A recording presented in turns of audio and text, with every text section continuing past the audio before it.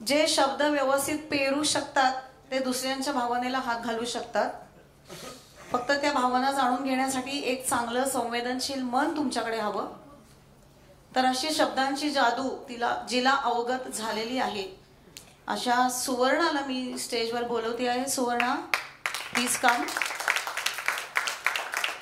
ती तिच्या काही कविता इथे सादर करणार आहे. त्याच्या मागच्या भावना तिच्या अशा आहेत की तिचं म्हणणं असं आहे की काही नात्यांना नाव देता येत नाही, पण ती नाती आपल्यासाठी सर्वस्व असतात.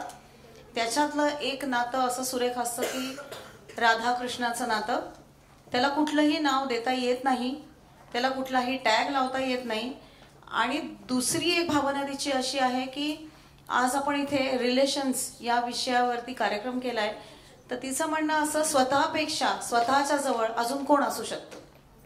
तर स्वतःवर प्रेम करा, स्वतःची किंमत करा, स्वतःच्या मनाचं ऐका, मन मनास जोडत राहा. अशा भावना घेऊन सुवर्णा आपल्या समोर तिच्या काही कविता सादर करते. सुवर्णा, प्लीज. मी ज्या कविता सादर करणार आहे त्यातली पहिली कविता आहे राधाकृष्णावर. राधाकृष्णाचं नातं हे आपल्या म्हणजे राधाकृष्णाचं मी माझ्यासाठी म्हणते. मे बी तुमचे कोणी जे कुठले देव असतील, गुरु असतील, आपण जे जन्म घेतो त्याच्यानंतर जी फॅमिली मिळते ती असतेच, ती आत्ता आहे. पण जन्माच्या आधीपासनं आणि आयुष्याच्या नंतर जर कोणी सोबत असेल तर तो ईश्वर असतो, प्रत्येकाचा गुरु असतो, कोणीही असतो.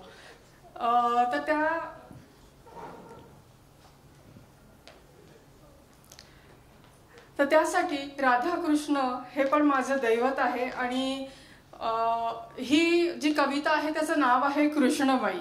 नाव कृष्णमयी आहे कवितेचं, पण त्याच्यामध्ये राधा, तर राधेला तिचं नाव आणि त्याच्याबद्दल काय वाटतं सादर करते. कृष्णमयी.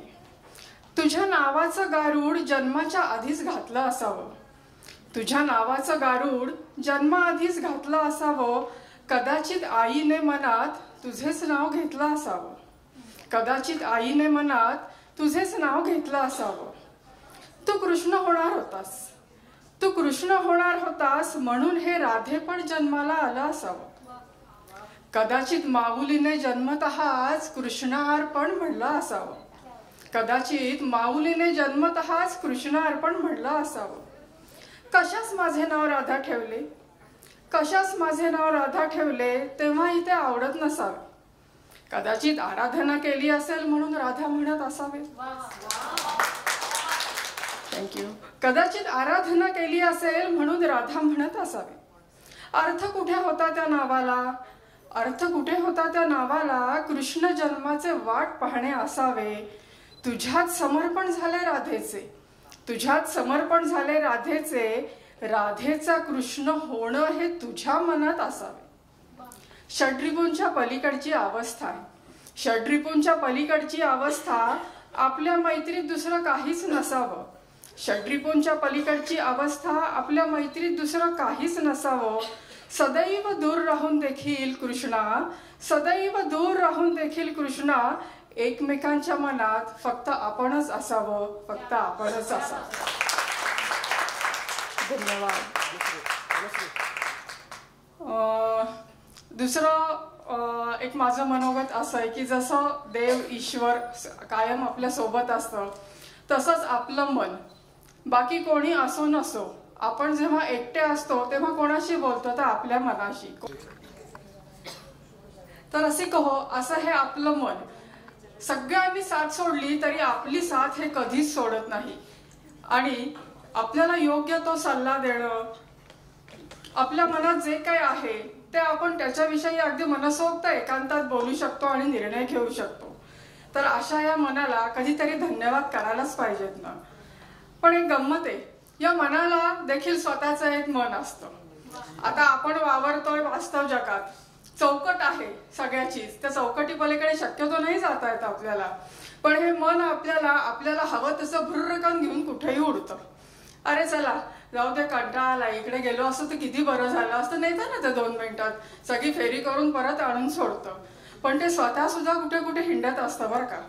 तर त्याला काय वाटतं, माझ्या मनाला त्याच्या मनाचं काय आहे हितगुज, ते मी तुम्हाला या कवितेत सांगते.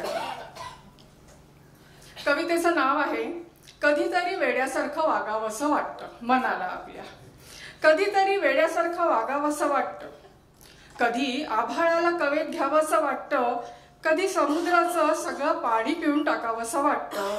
कधीतरी वेड्यासारखं वागावंसं वाटतं, कधी शिंपल्यातला मोती होऊन राहावंसं वाटतं, कधी झाडाच्या टोकावर घर बांधावंसं वाटतं, कधी इंद्रधनुष्य होऊन आभाळभर पसरावंसं वाटतं, कधी भटक्यासारखं रानोमाळ हिंडावंसं वाटतं.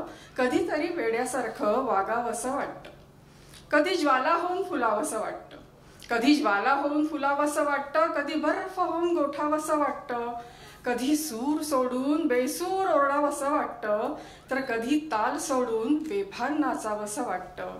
कधीतरी वेड्यासारखं वागावंसं वाटतं, कधी भगवा ध्वज होऊन फडकावंसं वाटतं, कधी भगवा ध्वज होऊन फडकावंसं वाटतं, कधी चांदण्यांचं पांघरून घ्यावंसं वाटतं, कधी भगवा ध्वज होऊन फडकावंसं वाटतं, कधी चांदण्यांचं पांघरून घ्यावंसं वाटतं, कधी अर्जुनाच्या बाणाचं लक्ष व्हावंसं वाटतं, कधी कृष्णाचं सुदर्शन होऊन भिरभिरावंसं वाटतं, कधी अर्जुनाच्या बाणाचं लक्ष व्हावंसं वाटतं, कधी कृष्णाचं सुदर्शन होऊन भिरभिरावंसं वाटतं. कधी कधी वेड्यासारखं वागावंसंच वाटतं, राजमार्ग सोडून आडवाटेनं जावंसं वाटतं, आडवाटेने जावंसं वाटतं. धन्यवाद.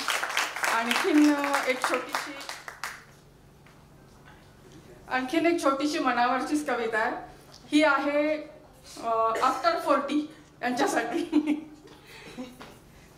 काय करावं या मनाचं, काय करावं या मनाचं काही कळत नाही, वयासोबत याला राहायलाच जमत नाही. काय करावं या मनाचं कळत नाही, वयासोबत याला राहायलाच जमत नाही. 40 पर्यंत कसं सोबत असायचं, 40 पर्यंत कसं सोबत असायचं, आता मात्र सोबत यायला कुरकुरत. शरीर वाढता वयाला साथ द्यायला लागतं, शरीर वाढता वयाला साथ द्यायला लागतं, मन मात्र मोठं व्हायला कायमच नाराज असतं. प्रौढत्वाच्या खुणा घेऊन अंगभर विसवतात, प्रौढत्वाच्या खुणा येऊन अंगभर विसवतात, मन मात्र डोळ्यातून मिश्किल हसत असतं, मन मात्र डोळ्यातून मिश्किल हसत असतं. शरीराचं आणि मनाचं नातं कुठेतरी तुटतं, शरीराचं आणि मनाचं नातं कुठेतरी तुटतं. शरीर भविष्याकडे, मन मात्र भूतकाळाकडे धावत राहतं. बुद्धीच मग कित्येकदा मनाला खेचून आणते, बुद्धीच मग कित्येकदा मनाला खेचून आणते आणि मन देखील सोबत असल्याचं मस्त नाटक करते. खोडकल मुलासारखे मन गुपचूप बसून राहतं, खोडकल मुलासारखे मन गुपचूप बसून राहते आणि वयाचा डोळा चुकवून परत निसटून जाते, वयाचा डोळा चुकवून परत निसटून जाते. धन्यवाद.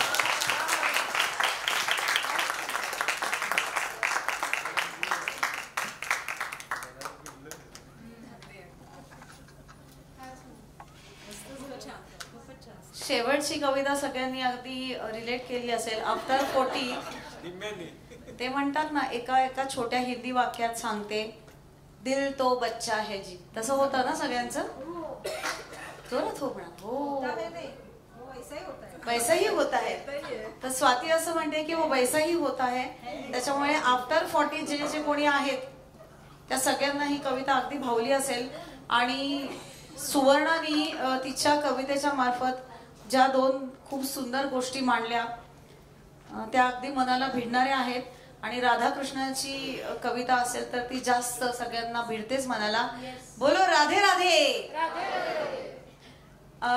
या ठिकाणी सुवर्णाच्या कवितांच्या वाचनानंतर फॅमिली ही थीम आता इथे आपण संपवतो आहोत आणि पुढच्या फन या पार्टला आपण प्रोसीड करूया.